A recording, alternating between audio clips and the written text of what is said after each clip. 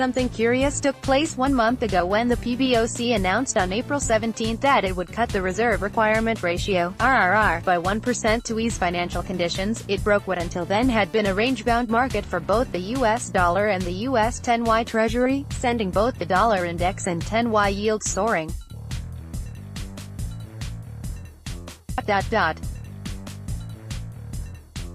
Which led to an immediate tightening in financial conditions both domestically and around the globe, and which has, at least initially, manifested itself in a sharp repricing of emerging market risk, resulting in a plunge in currencies, bonds and stocks. Adding to the market response, this violent move took place at the same time as geopolitical fears about Iran oil exports amid concerns about a new war in the Middle East and Trump's nuclear deal pullout, sent oil soaring, with Brent rising above $80 this week for the first time since 2014, a move which is counterintuitive in the context of the sharply stronger dollar, and which has resulted in even tighter financial conditions across the globe, but especially for emerging market importers of oil. Meanwhile, all this is playing out in the context of a world where the Fed continues to shrink its balance sheet, a public quantitative tightening, QT, further tightening monetary conditions, i.e., shrinking the global dollar supply amid growing demand, even as high-grade U.S. corporate bond issuance has dropped off a cliff for cash-rich companies which now opt to repatriate cash instead of issuing domestic bonds, with the resulting private sector deleveraging, or private sector QT, further exacerbating tighter monetary conditions and the growing dollar shortage, resulting in an even higher dollar. And while the latest incarnation of the dollar's impossible trilemma, rising dollar, rising oil, rising yields, not to be confused with its more conventional Chinese variant, makes a short, if perplexing appearance, ultimately it's all about the value of the dollar, and its impact on downstream assets and volatility.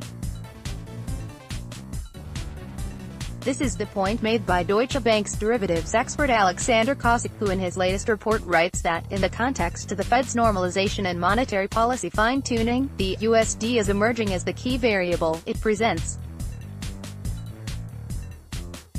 a compact summary of the underlying macro risks that could destabilize the current Fed path. In other words, the last thing the Fed wants right now as it accelerates its balance sheet normalization is a sharp spike in the dollar. And yet that's precisely what is happening.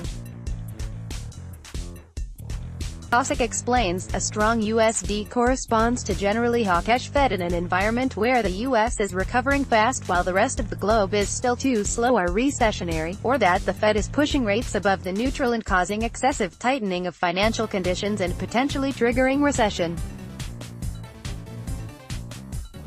A weak USD path, on the other hand, can materialize either as an inflation or credit twin deficits risk, a troubling possibility to which there is no adequate policy response.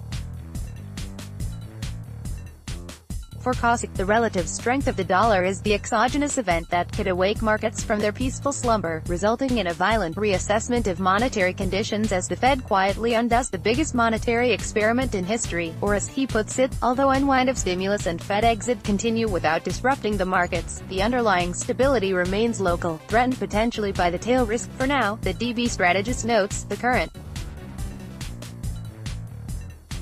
market configuration appears to be cooperating with the Fed's efforts in either scenario, and market positioning and flows are likely to cause offsetting pressure to each macro risk and therefore help stability of the system. In particular, strong USD, which is bullish for bonds, in terms of global sponsorship, is also bearish for currencies, and reserve managers there are likely to defend local currencies by selling US assets, which goes against macro. Similarly, their response to weaker USD would stabilize bear steepeners on the back of defending their exports through stabilization of currencies and support for the US long end. The bigger problem, one discussed by Kosick previously, and which also takes the shape of the yield curve in consideration, is that with every passing day of normalization manifesting itself in bear flatteners, the market gets closer to the tipping point of duration decrease in which a rotation from risk assets into the short end of the curve threatens a forced price discovery for the new Fed put, which Kosick recently calculated was in the 2,300–2,400 range. So in this context of a creeping bear flattener, Cossack observes that together with the stronger USD, these two discrete trends have a potential to create more volatility and discomfort across all market sectors than bear steepeners if they both remain localized and do not trigger tail risk. How does this look schematically? Luckily, the Deutsche Banker has come up with a handy flowchart showing the next steps in how the stronger dollar could lead to an explosive move in not only the front end of the curve but across all markets. Causality chain of strong USD and its potential knock-on effect is shown in the chart. We start at the lower left corner. Fed hikes and strong USD open up the M dilemma, facing the outflows or defending the currency at expense of stifling the growth. This implies both more volatility and potential sell-off in M, and bearish pressure on the long end of the S that would offset the underlying bid for US bonds. Strong USD is bullish. Turbulence in M could have a knock-on effect on risk assets in the US. Why is the above critical? Because if the cycle were to play out, it would result in the same set of conditions which led to a global bear market back in 2015 in the aftermath of China's devaluation. There's China again precipitating a global market crisis. An example is the 2015 episode where asset managers faced redemptions due to M losses and had to sell the best performing assets, US equities, to cover those costs. This means more turbulence in developed markets and possible tightening of financial conditions, which could question the strength of the USD and possibly push Fed to take a pause. But the real punchline is just how trapped the Fed now is, because should Powell relent and hint that the Fed may take a break in order to spare M's and stocks, well, the result would be an avalanche of short covering in the euro-dollar market, one which would lead to an even more dramatic, or as Deutsche calls it, explosive, move in the short end. Given record shorts on the euro-dollar curve, Fed pause is likely to trigger unwind of these positions, which could be explosive, and the front end of the curve could rally hard. The punchline, the dollar surge, catalyzed by the April 17 PBOC RRR Cup, has launched a feedback loop which, very much like the Chinese 2015 devaluation, culminates in one of two possible unpleasant, for the Fed, outcomes: a collapse in M's should dollar strength not be arrested, which then morphs into a broad-based liquidation of all risk assets. The most likely result of this is Fed intervention, in the form of sharp rate cuts and/or more QE, or if the Fed